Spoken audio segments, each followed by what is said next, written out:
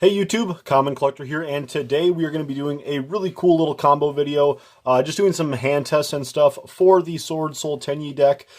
This is a deck that I just profiled on the channel a couple days ago, so if you guys haven't checked out that deck profile, please go ahead and do so. I first want to start off with a little bit of a Tenyi combo, because this is obviously Tenyi Swordsoul, so I think it is pretty important to sort of gloss over why the Tenyi engine is so big in here, because I do play the Vessel, I do play the quick play spell, the Heavenly Dragon Circle. For this combo, we're going to be going with the Vessel, and then also in the extra deck, it is also quite heavily, filled with Tenyis as well. So we are playing 3 of the Monk, the 1 Shaman, and the 1 Draco Masters. So it is pretty important to go over this and why. But before we get into that, I do want to make a couple announcements. So tomorrow is actually the day that we are going to be doing the live stream for all of the holiday giveaways. I am going to be giving away 2 of these IP Masquerena binders and the card to go along with it. So this one is going to a lucky subscriber here on the channel, and then the second set is going to be going to a lucky Patreon member. So if you guys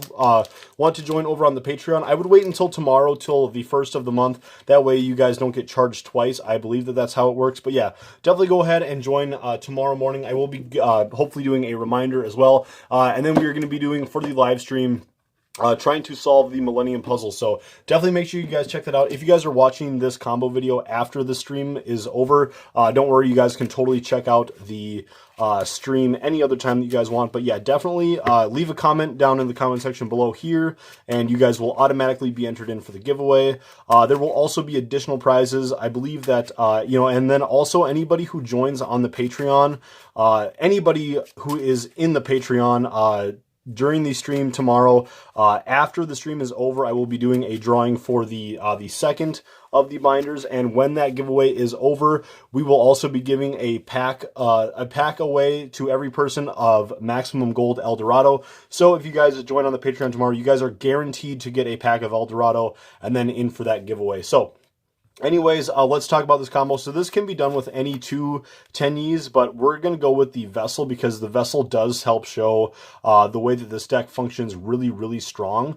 So what we are going to be doing is we are going to special summon the Adhara the Ashuna onto the field, because we control no effect monsters. So when this card gets summoned, then we are able to just link it away for the Link 1 Tenyi. Then, with that in mind, we are able to activate our Vessel. So we send 1 Worm monster from our deck to the graveyard. Then, if you control a face-up non-effect monster, you can add from your deck to your hand 1 Tenyi monster as well. So with this, I actually do really like sending the Arch Nemesis Protos to the graveyard for the Vessel of the Dragon Cycle. So we're going to be sending off our Protos for our center graveyard, and then we are able to add any other Tenyi from deck to hand. So this is where we want to definitely add our Adhara into our hand for sure. So we are going to pick up the Adhara. This is our tuner for the deck, so you would almost want to run 3 of this, but it is searchable, and there's just definitely other ways you can get into it. So with that, we are going to banish our Ashuna, and then and then also we are special summoning obviously our Adhara to the field. We then banish our Ashuna. Ashuna lets us special summon another Tenyi from the deck, so this is going to allow us to special summon one of our copies of the Vishuna. So with this, we are able to actually synchro summon then into our Chichao. So this is where the Tenyi deck really, really shows its strong suit. So with this, we are able to go into the Chichao. And then with the Chichao, we are able to search for any Swordsoul card. And then this is where you want to go for your Taya, because Taya allows you to basically normal summon him onto the field, and then you're able to, we have not normal summoned yet, and then you're able to banish any of these guys from the graveyard in order to gain more advantage. So with that, we are going to actually we are going to use Taya's effect by banishing the Arch Nemesis Protos. So we will banish our Protos there, and then with that, we are able to get a free token onto the board for our Taya with his effect. So from here, we can just take our token and then our Taya, and we will synchro them away to go into our Baxia. So we will get Baxia onto the field. Then when Taya is used for a synchro summon, we are able to send a Swordsoul or a Worm monster from deck to graveyard. So this would be another decent spot to send Protos if you haven't done that already, but I really like sending Protos earlier than later. So with that, we are going to actually send an extra copy of Adhara, and there is a really specific reason for that. So that's why I really like running the 2 Adhara. I would almost consider running a 3rd because it is so good. A lot of people want to play 3 copies of the Vishuddha as well. All of the Tenyis are actually just super duper good, but actually 2 of this is still plenty. So with this, the reason why we wanted to send that extra copy is because we can use the copy of Adhara while we have the Monk of Tenyi on the field, since we control a face-up non-effect monster. Banish this from the hand or graveyard, target one of your banished worm monsters, and add it to your hand. So now we can add the Protos actually back into our hand. We can then activate the effect of our Baxia to now pop our Monk. So we will pop the Monk with the Baxia, and we will get our second copy, or actually our first copy of the Adhara back onto the field, and then we take these 2 cards, and then we synchro into the Chaofeng. Now that Chaofeng is on the field, it's going to allow us to negate all of our opponent's light monster effects. This is why this card is super good against Drytron and other decks that really rely on a lot of lights. So since our Baxia is a light Yang Zing monster, now your opponent cannot activate the effects of light monsters. And also our graveyard is filled up with a whole bunch of diverse attributes. So we are actually able to use our Arch Nemesis Protos, so we can banish 1 light monster, 1 earth, and then also a wind monster with our Taya. We will banish those, and then we are able to summon out our Arch Nemesis Protos. You could actually put him in defense because he has higher defense, and then you're also protected against stuff like Lightning Storm and whatnot, although actually he can't be destroyed by card effects. But with this card, you can declare 1 monster attribute on the field, destroy all monsters on the field with that attribute, and then so you can basically call darks, and now you have protection against light and darks from your opponent. So that's why just this 2-card combo is super duper good. I really like the ceiling of how high the Vessel and just one of the Tenyis can go. So, and that's another reason why you also want to play like a good number of copies of the Monk. So, and then now I think I'll go through another combo showing why, you know, we went through 1 Monk here in this combo, and now I can show off why you definitely want to run the other 2 copies in the extra deck as well. Okay, so now I think what we're just going to do is just do a regular hand test. I think that we covered the Tenyi stuff pretty good there. If more of the Link stuff comes up, we will definitely go for it. But I just want to do a couple of hand tests yet before this video is over. If you guys do enjoy the hand test stuff, I am doing something really similar over on the Patreon, which is the How to Destroy the Meta series that I do over there. So I've already done it for like Drytron's Virtual World and some other stuff. But if you guys are interested in that, basically I go through all of like the main hand traps and forms of disruption that are in the meta right now, and just like how to play those cards against Swordsoul and what their viability is. And then I go through another hand test where I sort of show off where the choke points of the deck would be. So we're opening here with a Moyi and a Longyun. This is what you always want to see in your opening. We also have a Taya and then a Forbidden Droplet. So, okay, this is a little bit suboptimal. It is nice to have, we have the Droplet for backup on our next turn if our opponent like Dark Ruler no mores us. Then we still have some Disruption. Called by the Grave is really nice to play through Disruption. Just as for combo tutorial stuff, this isn't quite desirable, but it's still fine. We're going to open up with our Moyi, so we will normal summon this to the field, revealing our Longyun in our hand in order to get our token onto the field. I actually did grab a real token now, so we will then use these. This is the bread and butter combo. You want to now go into your Chichao, and then call Chainlink 1 on Chichao, Chainlink 2 for your Moyi. That way your Moyi resolves first, and then your opponent cannot like Ash your Chichao. So we get to draw 1 card off the top. Really nice pick up there as well. Then with our Moyi, we got to draw. Now with our Chichao, we are able to add another Swordsoul card from our deck to our hand. This is actually a really great way whenever you do open up with all 3 of the Swordsoul guys. This is when you want to actually go into your Sacred Summit. So the Sacred Summit is the monster reborn for the deck. So this will actually help increase our ceiling a little bit. So with this, we will now use our Swordsoul Strategist, Longyun. With Longyun, we are able to discard a Swordsoul card. So we will just discard our Taya in order to special summon the the Long Yun onto the field, and then with Long Yun, he also gets us a token when he's summoned. Now we are able to take these two to go into our copy of the, you could either go for a couple plays, but we're going to go for sure for the Baron de Fleur. Baron is just too good to not drop out onto the field. It is so darn good for this deck. And then the next thing that we can do, which is really, really cool, is that we're able to activate our Sacred Summit in order to target a Sword Soul monster in your graveyard, and then you can summon it back out onto the field. Now we can activate our Taya in order to, we can go ahead and we will banish our copy of the Long Yun in order to special summon out a token. Now that means that we are able to take these guys to go for our Adamantipator Risen Dragite, which is really cool, because with the Dragite, now that we have the Mo-Yi set up in the graveyard, we are actually able to get a Spell Trap negate. So we have a Monster negate on field, an Omni negate, and also a pop on our opponent's turn. And then we have a Spell Trap negate with the Dragite once per turn, which is super duper cool. Also, when the Taya hits the graveyard, we are able to Foolish Burial one worm monster from a Sword Soul card or a worm monster from deck to graveyard. So now this is where we are going to go ahead and send. We could send our Vishuda, we could send our Adhara, we could, sort of set up some of those plays. The only downside is that right now we don't have a non-effect monster on the field, but I think actually the best thing to do would be to set up the Vishuda. So we're going to send Vishuda to the graveyard. That way, if our opponent does end up ripping through our board, what we still have here is that we can obviously set our Forbidden Droplet and our Called by the Grave, setting those onto the field. Now we have all of that protection there. Now let's say that our opponent blows up our field and we actually end up, we end up using all of our other cards. Now on our opponent's turn, we are able to, so I guess we're going to go for a little bit of the combo plays here, but we are actually able to special summon the Ashuna onto the field, link away the Ashuna for our copy of the Monk. Then we can go ahead and banish the Vishuda in order to bounce one of our opponent's cards back to the hand. So if they were saving some sort of disruption or something, we can go ahead and get that bounce.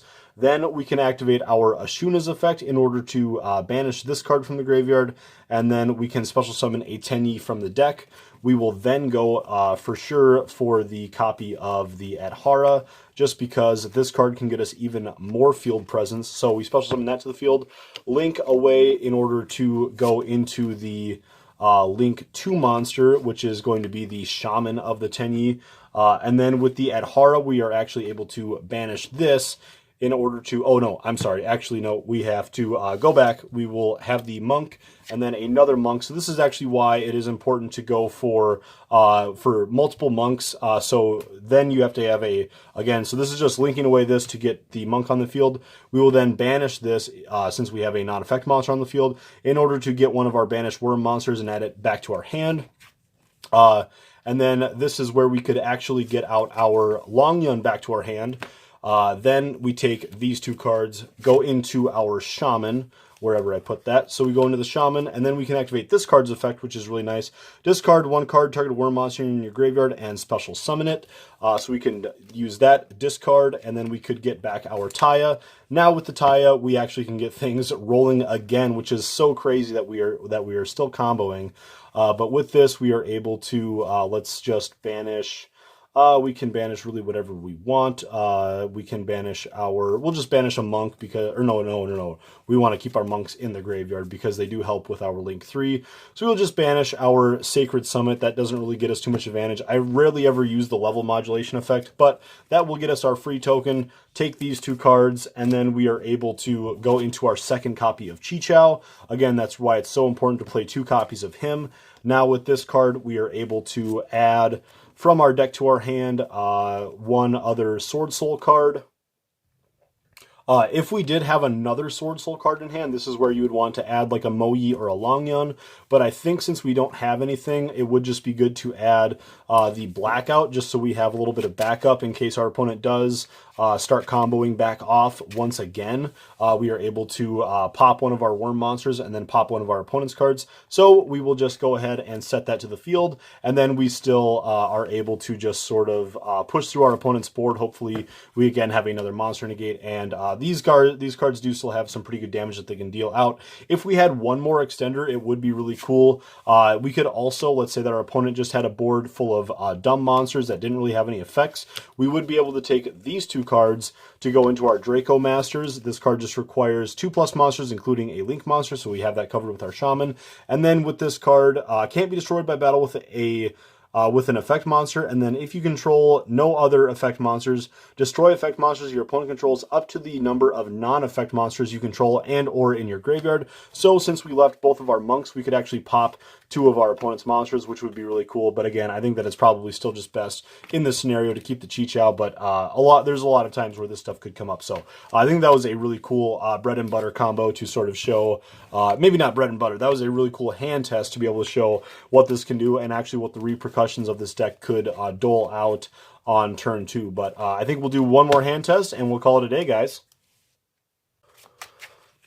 All right, so last hand test of the day. Let's see what we can do. Hopefully we find some cool cards and can find some cool stuff. I really like the draw power of this deck, so hopefully we will find a good interaction where we use like Moi's effect and we draw into like a Pot of Desires, or we just get Pot of Desires right here. Let's see what we can do. We have a Moi. Oh my gosh, we have the Heavenly Dragon Cycle. Okay, this is a pretty good hand. It is a little bit rough that we have we have 2 normal summons here.